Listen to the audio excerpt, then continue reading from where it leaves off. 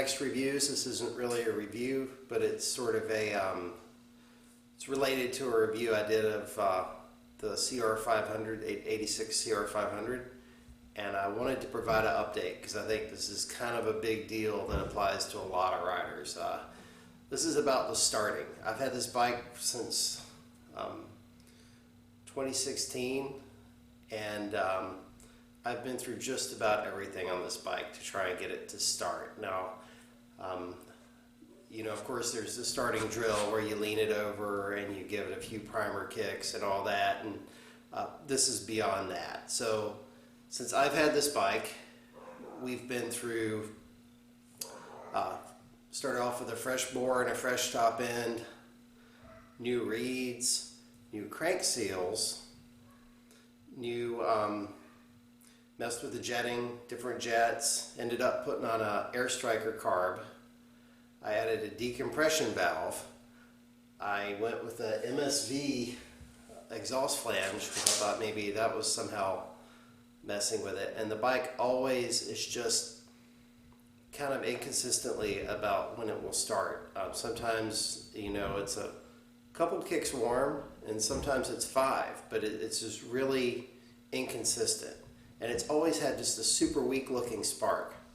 So the next things are things like plug cap, the right spark plug, different spark plugs, and those didn't really make a difference. And the next thing I did last year is I picked up a new stator assembly, like an already assembled one off of eBay. And it was about 80 bucks.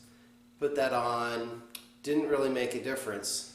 And then the second time I rode that bike with that stator, the bolts backed out of the coils and it actually ate itself.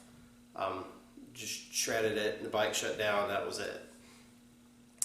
So then I decided I would, you know, redo the coils myself. I ordered some from Ricky Stator. And the reason I didn't do that at first is because I really hate dealing with electrical things. So I didn't want to do that.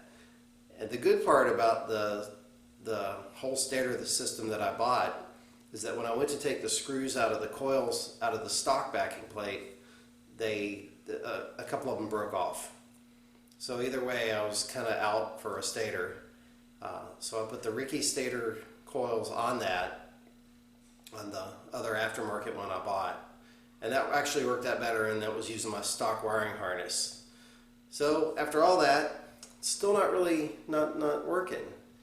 And then earlier this year, I thought to myself, you know, there's one thing that I haven't changed, one thing, and that was the actual upper ignition coil. And that's a pretty low dollar item. I think I paid 25 or 30 bucks for one on eBay, so I figured I would just give it a try. And I really wished I'd have done that sooner, because as soon as I did it, I saw a noticeably better spark.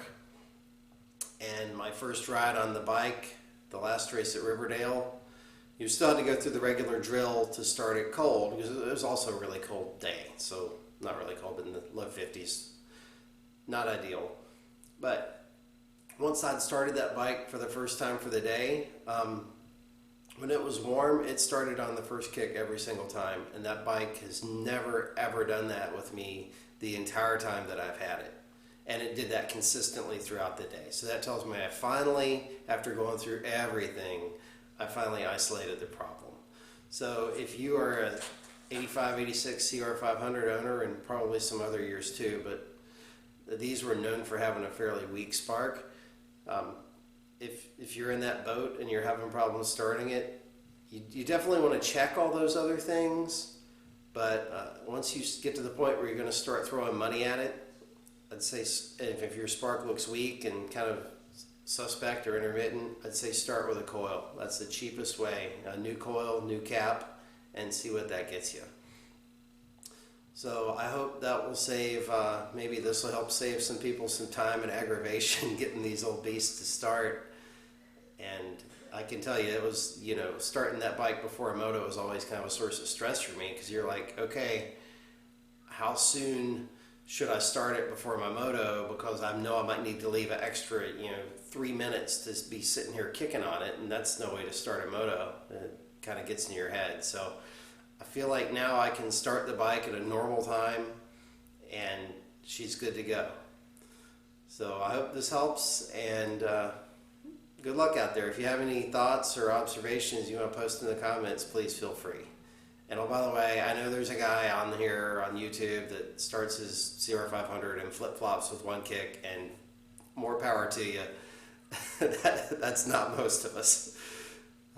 But I've followed the drill. I do top dead center. I do everything in the world, and believe me, I put a lot of effort into it, and I was doing everything right.